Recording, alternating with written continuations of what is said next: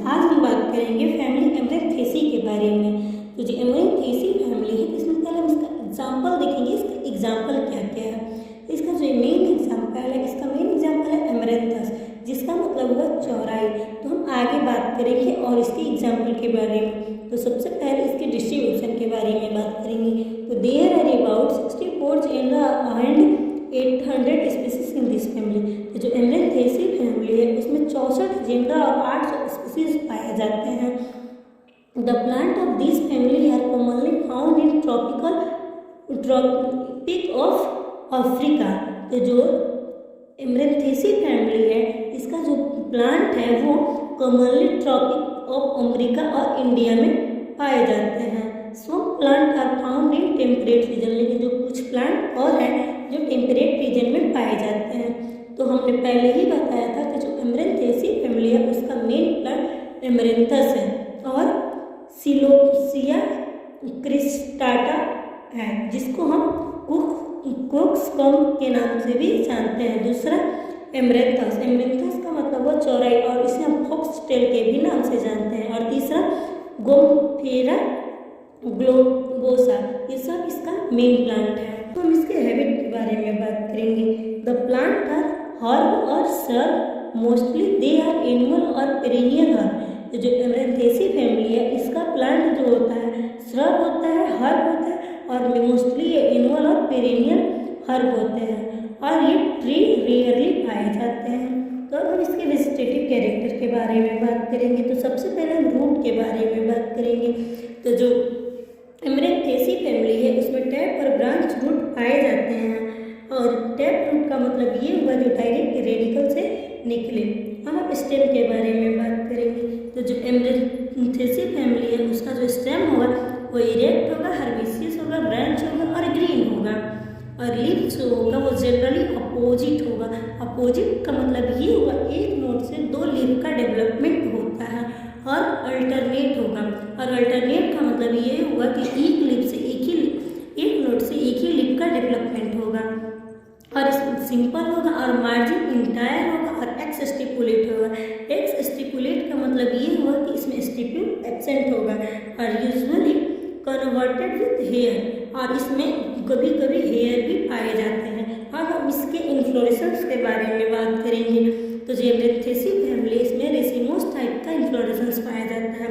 Racemose type का inflorescence का मतलब ये हुआ फ्लावर का जो फ्लोरल एक्सिस है वो लगातार ग्रो करेगा और इसमें जो फ्लावर का डेवलपमेंट होगा वो रेसिपिटल मैनर में होगा और इट मे बी सिंपल और ब्रांच स्पाइक ऑफ रेसिम। और कभी कभी जो ये इन्फ्लोरेसेंस है वो सिंपल ब्रांच और स्पाइक रेसिम के रूप में पाए जाते हैं। अब हम फ्लावर के बारे में बात करेंगे। तो जो फ्लावर होगा वो वेरी माइन्यूट होगा, मतलब बहुत ही छोटा होगा। Each flower bear a pair of large membranous persistent bracteoles.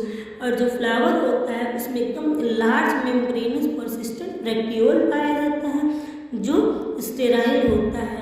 और फ्लावर जो होता है ब्रैक्टिएट और ब्रैक्टियोलेट होगा और हर्माफ्रोडाइट होगा। हर्माफ्रोडाइट का मतलब ये होगा ये बाइसेक्सुअल होगा और रेयरली ये यूनिसेक्सुअल होगा।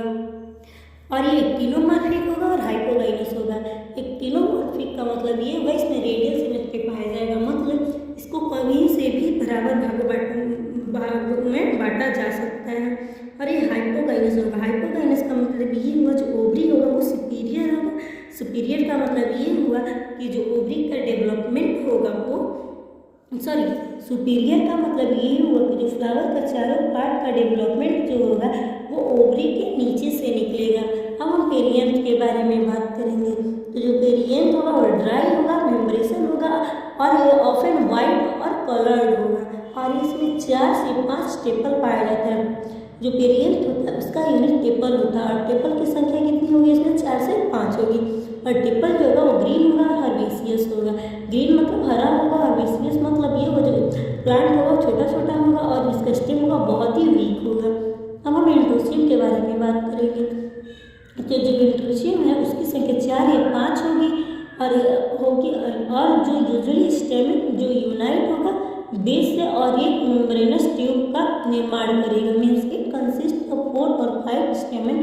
Usually the stamina unite at the base of forming of membranes tube, जो हमने पहले ही बता चुकी हूँ मैं। सम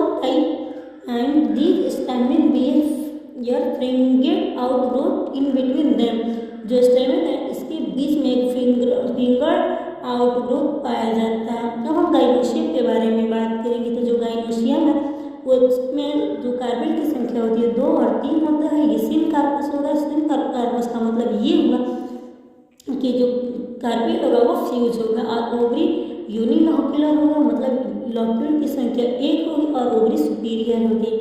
जनरली द ओव्यूल आर कम्फैलोट्रॉपिस, और जो ओव्यूल होगा वो कम्फैलोट्रॉपिक होगा। फ्रूट के बारे में बात करेंगे। जो फ्रूट होगा वो नट होगा, ड्रूप होगा और बेरी होगा। तीनों प्रकार के फ्रूट पाया जाएगा जो अलग अलग प्लांट पे वेरी करेगा, अलग अलग प्लांट पे से वेरी करेगा। अब पोलिनेशन के बारे में बताएं। जो पोलिनेशन होगा एंटोमोफिली होगा और सीड जो होगा एंडोस्पर्मिक होगा। फ्लोरल फार्मूला देखेंगे तो हमने पहले ही बताया था कि जो फ्लावर होगा ब्रैक्टिएट होगा तो ब्रैक्ट का साइन लगाएंगे, और ई ब्रैक्टिएट भी हो सकता है तो ई ब्रैक्टिएट का साइन बनाएंगे। और जो फ्लावर था एक्टिनोमॉर्फिक था, एक्टिनोमॉर्फिक का साइन। और ये क्या था, बाइसेक्सुअल था तो बाइसेक्सुअल का साइन, और कभी कभी यूनिसेक्सुअल भी था। और पेरियंथ में था जो उसमें 4 से 5 ट्रिपल था तो 4 से 5 लिखेंगे। एंड्रोसियम की भी संख्या 4 से 5 था और गाइनोशियम की संख्या 2 से 3 थी। लेकिन ये क्या था, सिन कार्पस था तो इसको हम ब्रैकेट में कर देंगे, और ओवरी सुपीरियर था तो नीचे लाइनिंग लिख देंगे। अब हम इसके इकोनॉमिक इम्पोर्टेंट के बारे में बात करेंगे। तो सबसे पहले इसका मेन जो प्लांट है एमरेंथस ब्लेटम है, जिसका मतलब हुआ चौराई।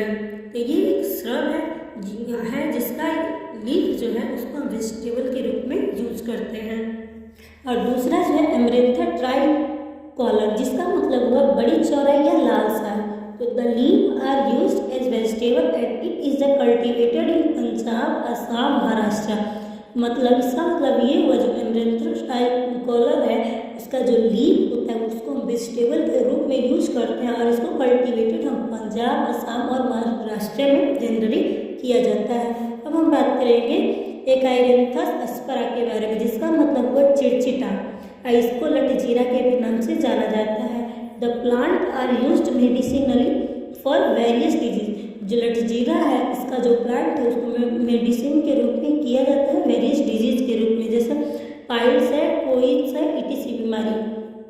This is also used as antidote, और इसको एंटीडोट के भी रूप में यूज किया जाता है। मतलब जब स्नेक बाइट करेगा तब इसका यूज किया जाता है स्कॉर्पियन के स्ट्रिंग के लिए। अब बात करेंगे सिलोसिया क्रिस्टाटा, जिसका मतलब होगा मोर शिखा।